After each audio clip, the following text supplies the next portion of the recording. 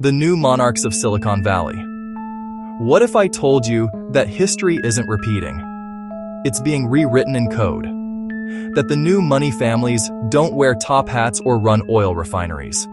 They wear hoodies, run algorithms, and control the invisible infrastructures of your daily life. Today, a handful of tech billionaires have done something astonishing. They've recreated dynastic power, faster, bigger, and more globally connected than the Rothschilds, Rockefellers, or Morgans ever could. And here's the twist. They didn't inherit it. They engineered it through data, networks, and near-total control over the digital arteries of modern civilization. The question isn't how they got rich. It's how they turned technology into a new form of monarchy, one that doesn't rule nations, but rules attention, behavior, and belief. In the early 1900s, money came from steel, oil, and railroads.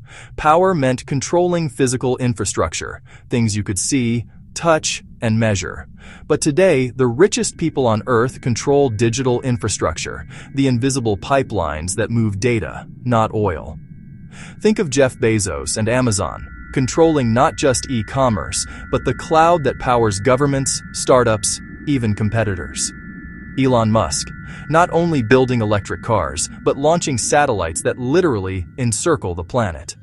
Mark Zuckerberg, architecting virtual worlds where 3 billion people interact daily, and behind them, quiet giants like Larry Page, Sergey Brin, and the heirs of Apple's trillion-dollar ecosystem. These aren't just companies. They're ecosystems, nations of code. And the billionaires behind them are no longer mere entrepreneurs. They're dynastic architects, building legacies that can outlive any government term or market cycle. Origins, the seeds of a new aristocracy. To see how this began, we need to go back to the 1990s, when the internet was still a wild frontier. Back then, the tech world looked like a gold rush. Geeks in garages, college dropouts writing code that might just change the world. But something subtle was happening beneath the chaos. The infrastructure of the digital economy was being built by individuals, not governments. Microsoft defined how computers worked. Apple defined how they looked and felt. Amazon defined how goods moved. Google defined how information flowed. Facebook defined how people connected. Each company quietly became a pillar of digital civilization. Unlike industrialists who depended on land, labor, or resources, tech founders built self-replicating systems, platforms that grew on their own data. Every user, every click, every purchase became an input, fueling a feedback loop of intelligence and control. And here's the key. Once that loop starts, it scales exponentially. This is how dynastic power works in the digital age. Not through inheritance, but through algorithms that never sleep. From startups to sovereigns. By the 2010s, a handful of tech founders had turned into global monarchs of data. Amazon wasn't just an online bookstore anymore. It was the backbone of the internet. Google wasn't a search engine. It was the world's knowledge gatekeeper. Facebook wasn't a website. It was the social fabric of human interaction. Their power didn't just come from market share. It came from dependence. Governments, corporations, and individuals all relied on them. Bezos didn't have to lobby senators. Senators needed Amazon servers. Zuckerberg didn't have to run for office. He could reach more voters than any political party. And when Apple changed its privacy settings, entire industries collapsed overnight. This was the new money hierarchy. Whoever controls the flow of data controls everything that depends on it. Economy, culture, politics, even emotion. The result? A small circle of billionaires, each commanding influence greater than many heads of state, but with no public mandate, no borders, and no term limits. The illusion of control. But like every dynasty, the tech empires hit their breaking point. Their creation, once hailed as liberation, became the very thing it sought to disrupt. Centralized, opaque, and monopolistic. The backlash began slowly. Privacy scandals, antitrust lawsuits, whistleblowers revealing algorithmic manipulation. The public started to realize these platforms weren't neutral. They shaped what we saw, thought, bought, and even believed. And when governments tried to regulate them, they discovered something unsettling. These companies were too global to be governed. Facebook could shift its servers offshore. Google could reclassify data flows across jurisdictions. Cryptocurrencies began bypassing entire financial systems. The result was chaos and contradiction. A digital empire with no capital city, only code and servers scattered worldwide. And here lies the irony. The same networks that connected humanity now concentrated power into the hands of a few, a pattern as old as history itself. See the billionaire paradox. By the early 2020, the narrative shifted. Public trust in big tech began to crumble. Move fast and break things turned into move carefully and fix what we broke. Social media became associated with misinformation and polarization. E-commerce giants faced criticism for labor conditions and monopolistic behavior. Tech billionaires, once celebrated as heroes of progress, became symbols of inequality. Yet despite the backlash, they became richer than ever. During the pandemic, global billionaire wealth increased by over $5 trillion, with tech founders accounting for nearly half that growth. The world realized something chilling. Even when the system crashes, the digital dynasties win. Because the infrastructure, the cloud, the platforms, the data centers, remains essential. You can quit Facebook, but you can't quit the internet. You can delete Instagram, but not the algorithms that now power retail, ads, and AI.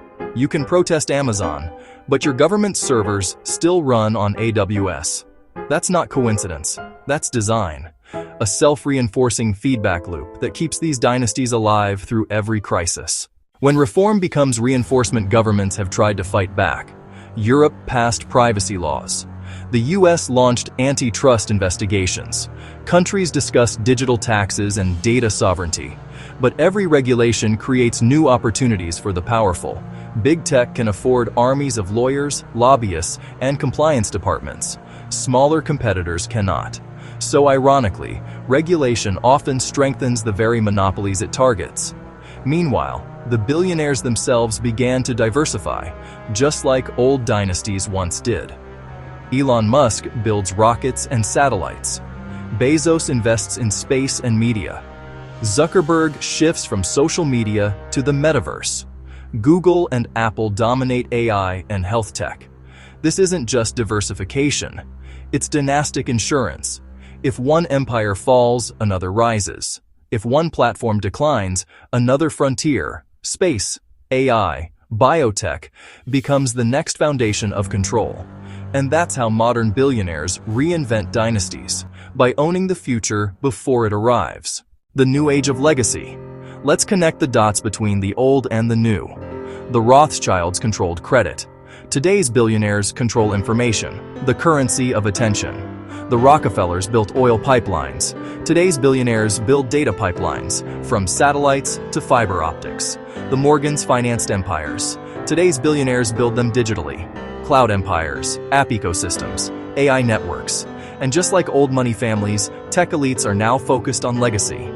Building foundations, influencing policy, and creating world-saving ventures that also preserve influence. The Gates Foundation dictates global health policy. The Musk Foundation shapes space and energy innovation. The Chan-Zuckerberg Initiative invests in science and education. Philanthropy becomes not an end to power, but an evolution of it. It keeps influence moral, visible, and enduring. So the dynasty isn't fading, it's rebranding. Here's a thought that might sound like science fiction, but it's already happening.